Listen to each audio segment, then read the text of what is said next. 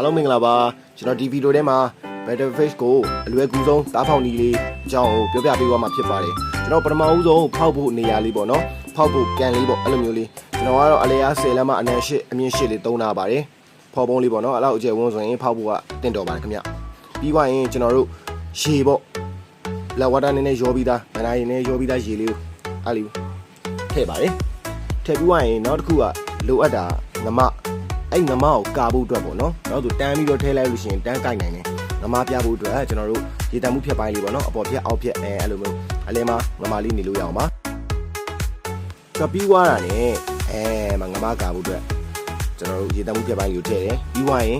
အထီးကအတိုက်လုပ်ဖို့အတွက်ကျွန်တော်ကဘန်နာနဲ့သုံးတယ်ပေါ့နော်ချိုးကတော့ plastic ကိုဖောက်ပြီးတော့လည်းသုံးပါတယ် plastic ရဲ့အပြားလေးပေါ့နော်အဲ့တလက်မပတ်လေလောက်ဆိုတော့ကောင်းကောင်းရပါတယ်ခင်ဗျဒါကတော့ကျွန်တော်တို့သားပေါက်ကန်လေးကိုပြင်ဆင်တာပါ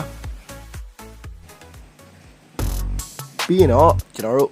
ဖောက်မဲ့အထီးရဲ့ဖောက်မဲ့အမရဲ့ရွေးချယ်ရပါတယ်ကျွန်တော်တို့အခုက HMBK ပေါ့နော် Marble Fancy လေးကိုကျွန်တော်ဖောက်မှာဖြစ်ပါတယ်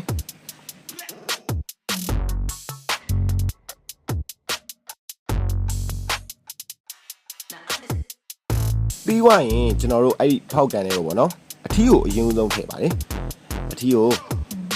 အရင်ထည့်ပါတယ်ဘာဖြစ်လို့လဲဆိုတော့အထီးကိုကျွန်တော်တနားရီလောက်အမမထည့်ခင်မှာကြိုပြီးတော့ထည့်ထားတာပါ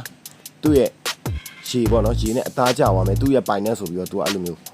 ဟိုယူဆလို့ရအောင်ပေါ့နော်တနားရီလောက်ထားပေးပါတယ်ခင်ဗျ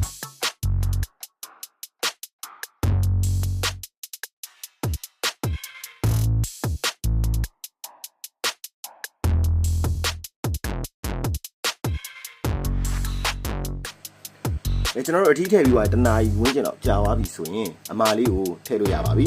ကျွန်တော်ထည့်ထားတဲ့ရေတံမှုဖြတ်ပိုင်းကြားတယ်ပေါ့နော်ကာဖို့အတွက်နောက်ဆိုရင်ကြိုက်ပါလေဖိုက်တာဆိုတဲ့အတိုင်းမကြိုက်ပါအခုလိုကာထားလိုက်တော့သူကြိုက်လို့မရတော့အဲ့မှာအထီးကလည်းသူအတိုင်းစောက်ချိန်နဲ့ရမယ်အမကလည်း ready ပေါ့နော် ready to break အဲ့လိုချိန်နေရောက်အောင်24နာရီထားပါတယ်ခင်ဗျပြီးသွားရင်ကျွန်တော်အဖုံးလေးနဲ့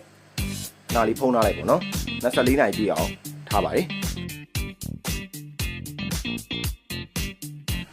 ကဲ24နာရီပြည့်သွားပြီဆိုရင်ကျွန်တော်တို့အဖုံးလေးပြန်ဖွင့်လိုက်တယ်ပြီးသွားရင်အချိန်လေးကြည့်လိုက်တယ်ကဲအထီးကလည်းတိုက်ပြီးရှိနေပြီ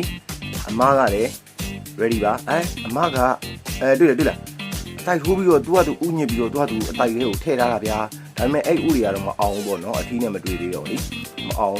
အမေမတက်နိုင်ဘူးလေနော်နည်းနည်းတော့ကြောင်းမှာပါဥလေးတွေကကဲအဲ့တော့ကျွန်တော်အဲ့အမကိုကာလာတဲ့ဟာလေးကိုကျွန်တော်ဖယ်လိုက်မယ်